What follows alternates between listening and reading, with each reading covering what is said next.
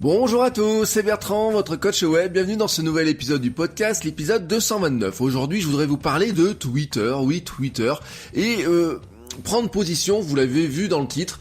Je fais partie de ceux qui pensent que Twitter ne doit pas permettre de modifier ses tweets. Non, Twitter ne doit pas permettre de modifier ses tweets. Alors pourquoi je vous parle de ça ?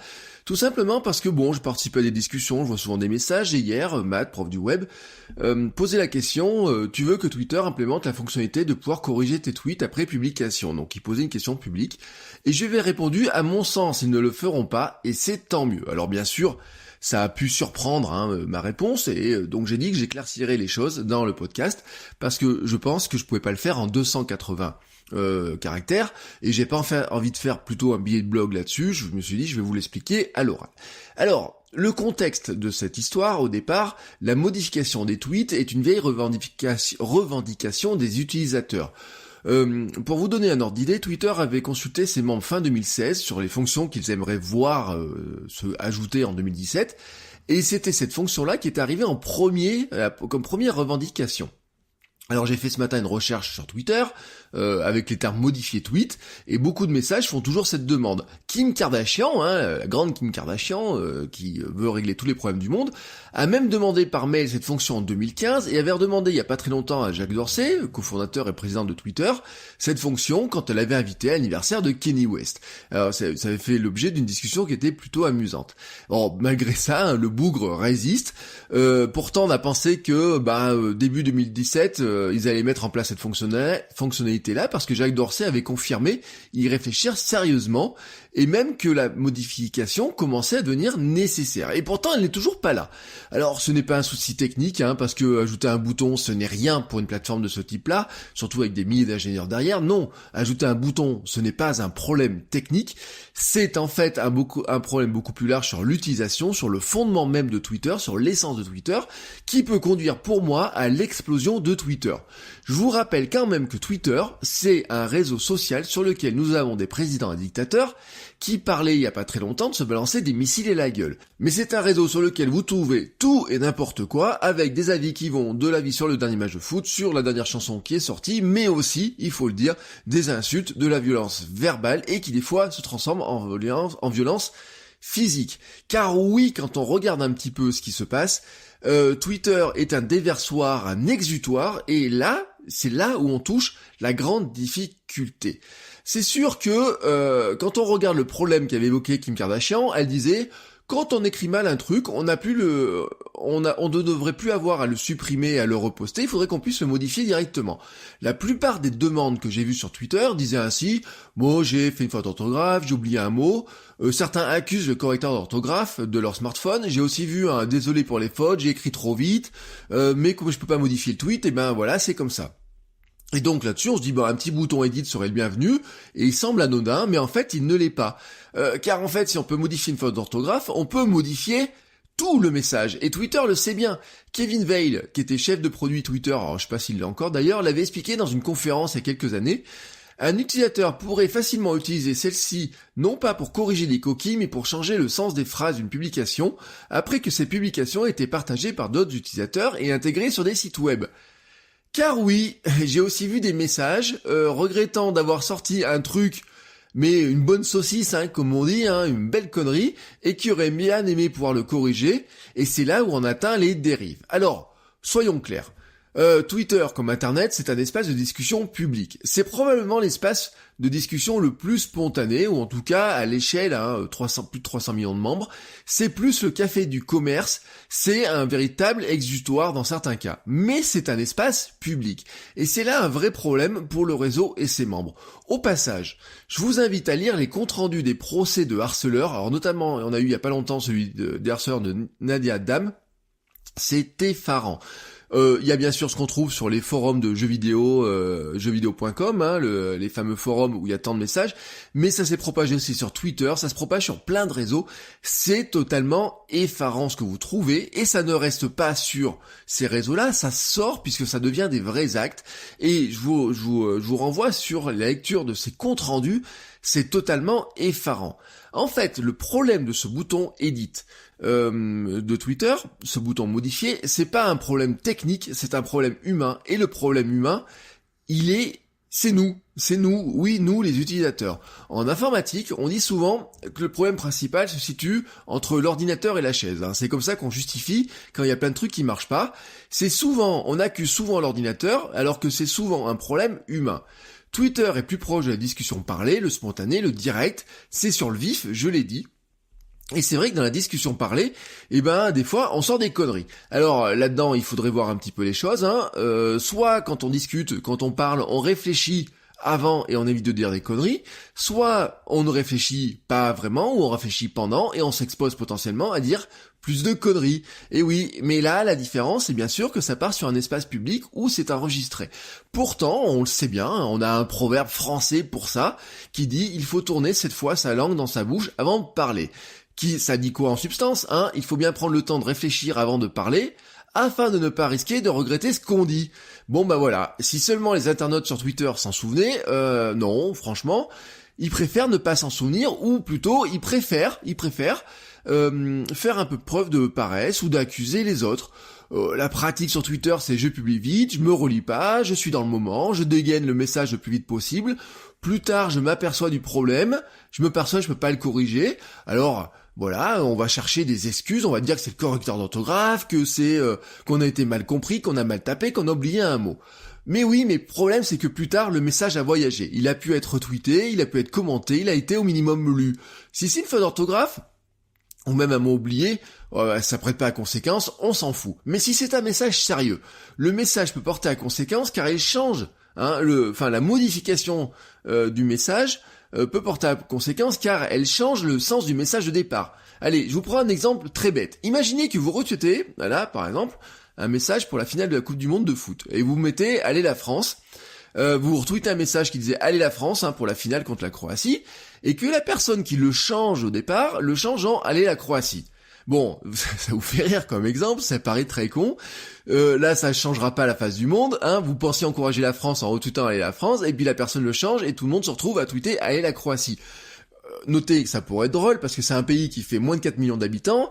Quand vous avez si d'un coup toutes les Français se mettaient à avoir des messages changés dans ce sens-là, tout le monde se mettra à encourager la Croatie. On pourrait dire c'est drôle. Non mais là je vous prends un cas qui est volontairement très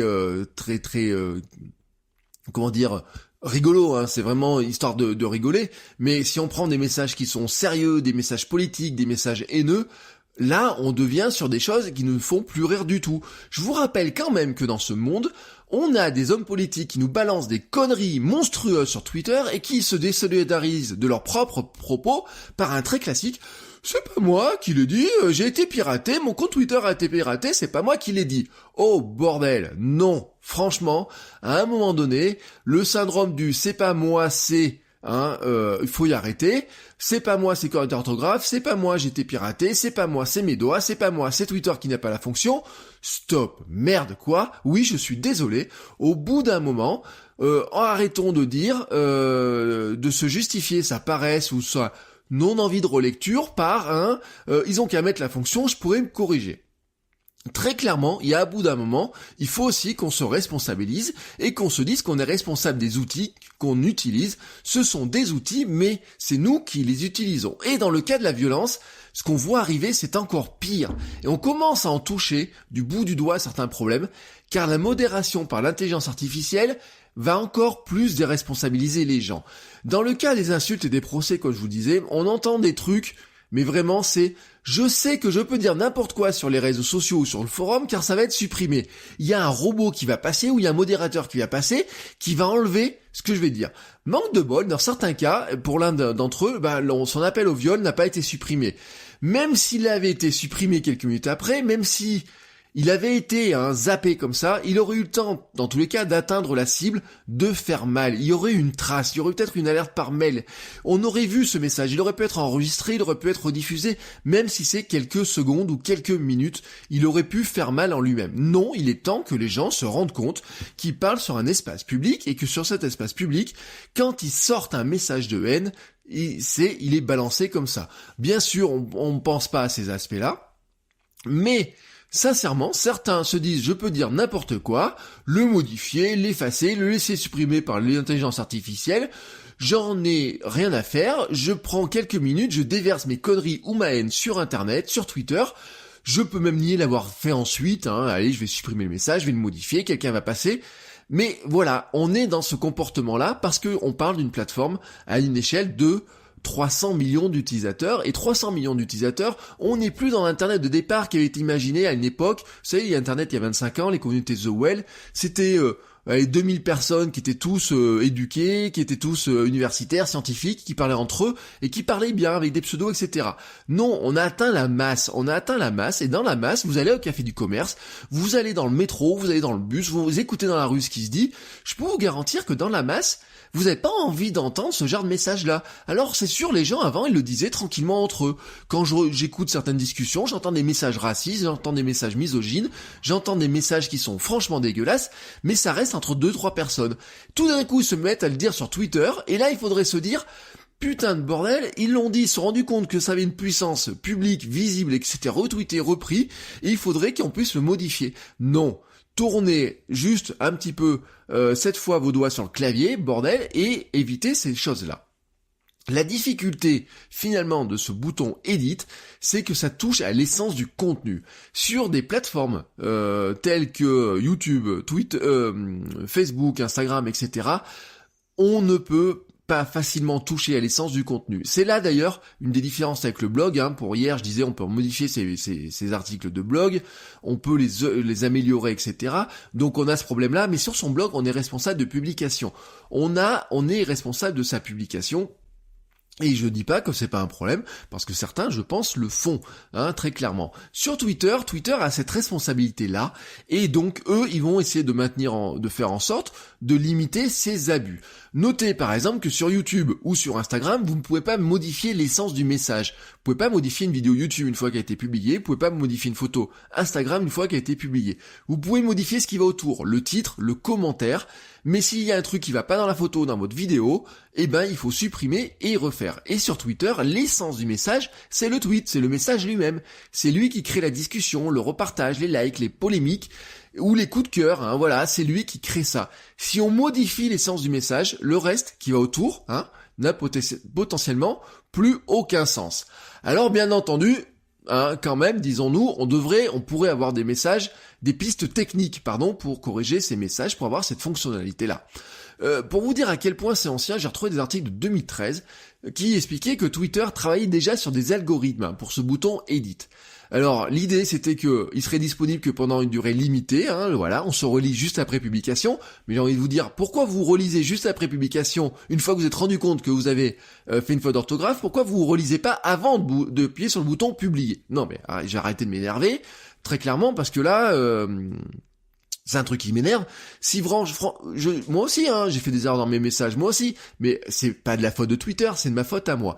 Si vous avez besoin d'un bouton pour dire, tiens, allez, j'ai quelques secondes après avoir publié pour me relire, pour vérifier les fautes d'orthographe, vous pourriez aussi très bien le faire avant d'appuyer sur le bouton publier. D'ailleurs, je vous rappelle un truc, c'est vous faites dans les mails. Quand vous envoyez un mail, vous vous relisez avant d'envoyer le mail, parce qu'une fois qu'il est parti, vous pouvez pas le rattraper, même s'il y a une fonction dans Google qui permettrait de le faire, dans Gmail, la fonction boomerang permet de le rattraper. Non, une fois qu'il est parti, vous pouvez pas le rattraper. Mais c'était pareil pour le courrier papier, c'est pareil pour ce que vous dites à l'oral. Vous ne pouvez pas rattraper ce que vous avez balancé comme ça. Alors bien sûr, on se dit, oui, mais ce serait facile de le faire sur Twitter. Non, vous pouvez aussi très bien vous relire avant de publier. Donc ça, on peut dire, bon, ils réfléchissaient à ça. Ils réfléchissaient aussi à se dire, un tweet modifié ne peut l'être qu'une seule fois, et une fois que ce sera fait, ça impactera aussi sur les retweets, etc. Mais bref, on pourra modifier qu'une seule fois. Surtout, ils réfléchissaient sur des algos pour vérifier les modifications et les ajouts ne soient pas applicable sur tout le message. Il soit applicable que sur un nombre limité de caractères ou de mots. Et puis, ils étaient en train de réfléchir à un algorithme éditorial pour déterminer si une personne voulait modifier ou corriger, juste une faute d'orthographe, ou si elle voulait modifier quelque chose qui était juste un petit bout erroné dans son message, ou si elle cherchait à modifier complètement l'information qu'elle avait publiée. Voilà. C'était en 2013, et on est en 2018, et il y a un problème, et c'est vrai qu'il y a un problème. Twitter, c'est la difficulté pour eux, c'est d'arriver à traiter ça sur des millions et des millions de messages qui s'échangent dans la minute, dans les secondes, il y a des millions de messages qui partent, c'est juste un truc incroyable à gérer. Mon avis dans l'histoire, c'est qu'on pourrait effectivement rendre un message modifiable pendant quelques secondes, mais je vous l'ai dit, si c'est pour modifier une faute d'orthographe après avoir appuyé sur le bouton publier, on pourrait très bien nous-mêmes vérifier avant d'appuyer sur le bouton publier. Au minimum, si on mettait cette fonctionnalité-là, on devrait pouvoir voir que le message a été modifié. C'est ce qui se passe dans Discord, dans une plateforme comme Discord. Si un message a été modifié, ça vous montre que c'était modifié. On doit aussi pouvoir voir les modifications qui ont été faites, c'est-à-dire que sur le bouton, sur le lien qui marque c'était modifié, cliquer dessus et revenir à l'historique des modifications. Et là, on revient dans la logique de Wikipédia où toutes les traces des modifications sont faites. Sinon, qu'est-ce qu'on fait ? À mon avis, on fait comme Twitter et on se dit, on dit non, on peut pas le faire, ou alors c'est très compliqué à faire. L'enjeu est de taille pour Twitter. Twitter, c'est une plateforme qui doit assurer sa fiabilité, qui doit rassurer sur sa fiabilité, la pertinence de ses informations, qui se place comme source d'information d'actualité et donc qui doit rassurer sur sa fiabilité là-dessus. Ils luttent contre les faux comptes, les robots, la violence, le racisme. Ils sont en train de supprimer des dizaines de milliers de comptes en ce moment qui étaient soit des robots, soit haineux, soit injurieux, etc. Donc l'enjeu pour eux, c'est de taille. Cette fonction modifiée qui semble anodine, si elle est mal faite, si elle est mal contrôlée, si elle est exploitée, si elle peut être exploitée à des fins qui modifient le sens des messages, Twitter va devenir encore pire que ce qu'il est actuellement sur certains aspects, sur certains comportements. Ça va encore renforcer le côté exutoire et pour moi, tout simplement, Twitter peut exploser. Voilà, tout simplement exploser. Alors, est-ce que la fonction va venir ? Je ne sais pas, je ne souhaite pas. Vous allez me dire oui, mais les messages que l'on met, ils sont là, ils persistent, la fameuse persistance. Ce que j'écris maintenant restera dans 15 ans peut-être. Et là je vais vous répondre, si c'est un message qui est important, vous relisez avant de publier. Si c'est un message qui n'est pas important, vous relisez avant de publier. Si vous ne vous êtes pas relu et que ça n'a pas d'importance, que la faute n'est pas grave, tant pis, vous la laissez, ce n'est pas grave. Et voilà, c'est une faute, ça arrive. Notre œil et notre cerveau d'ailleurs ne voient même plus les fautes d'orthographe, vous oubliez des lettres, vous inversez des lettres dans des mots, il ne le voit plus, vous oubliez des mots dans des phrases, votre cerveau est capable de reconstituer la phrase quand même. Surtout, je pense qu'il faut, comme le dit le fameux dicton, vérifier la portée de ce que l'on va dire avant de publier, car c'est là l'enjeu, si on veut pas faire d'internet une poubelle, c'est à nous de faire en sorte qu'on doit vérifier ce qu'on raconte. Et là, ça passe par de l'éducation, ça passe par des messages qui doivent être passés, ça passe par des rappels à la loi, ça passe par un rappel à la loi, mais qui est ancien. La loi de 1880 sur la liberté, sur les médias, sur les libertés d'expression, vous dites que si vous mettez une insulte sur un mur dans la rue, vous pouvez être condamné pour une injure publique. Voilà, c'est une loi, on n'a même pas besoin de refaire ces lois-là, elles sont existantes, on les a depuis plus d'un siècle. Voilà, j'arrête de m'énerver, vous avez compris le sens de mon message. Je pense, comme le dit le dicton, il est vraiment temps de tourner cette fois les doigts sur le clavier avant de publier un message, avant de tweeter. Et je pense que déjà, ce bouton éditer deviendrait beaucoup moins nécessaire. Sur ce, je vais aller prendre mon petit déj. Je vous souhaite à tous oui, je vais aller prendre mon petit déj, je vais boire un petit coup, etc. Je vais me calmer.